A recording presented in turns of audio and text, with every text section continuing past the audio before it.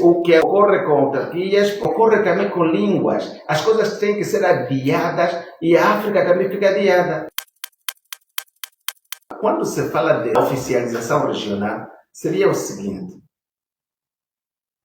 as crianças do asfalto que nascem, que crescem a falar português, não serão obrigadas nada a fazer escola em outra língua, mesmo sendo do Ambo. De muitas crianças que estão fora do sistema de ensino porque não têm a fluência de português. E quando vai para a sala de aulas, o ensino está a ser feito em português.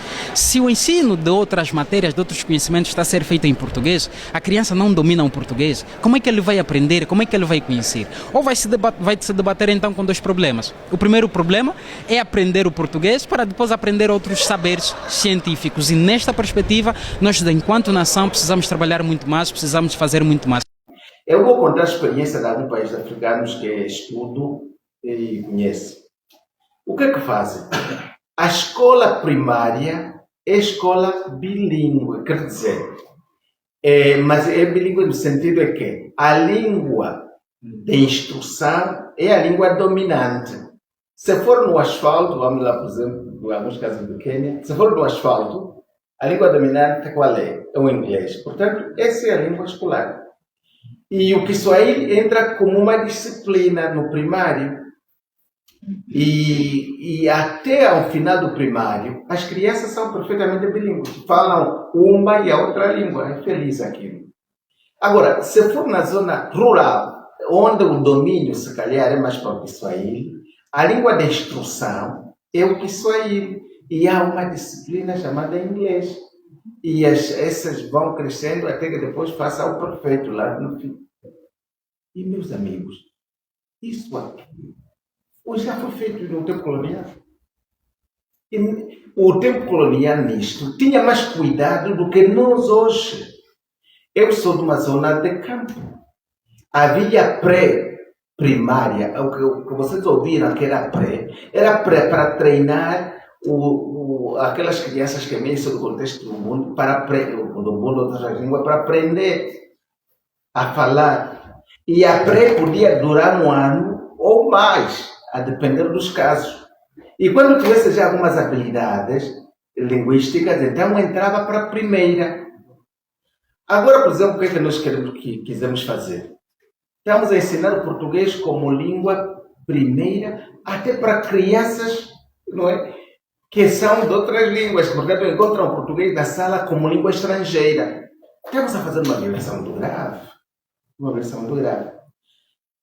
Resumindo e concluindo, o que há é que alguma injustiça se calhar haverá sempre, mas nós devemos cuidar que a escola, numa zona de predominância, digamos, do português, a escola primária seja nessa língua.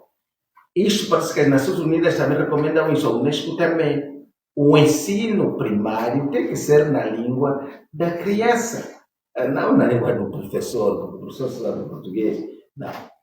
E a pedagogia hoje demonstra que os resultados pedagógicos de sucesso e de excelência pertencem às crianças que aprendem nas suas próprias línguas maternas. Chama-se língua materna aquela língua que eu aprendo da minha mãe, quer dizer, do berço. Isso é língua materna. As línguas maternas não são as línguas, por exemplo, de origem remota africana. Não. O mundo pode ser língua não materna para alguém em Angola.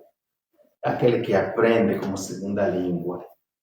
Mas, portanto, língua materna não tem nada a ver com ser afro, que eu, no meu livro, costumo chamar afrolínguas, para distinguir das eurolínguas.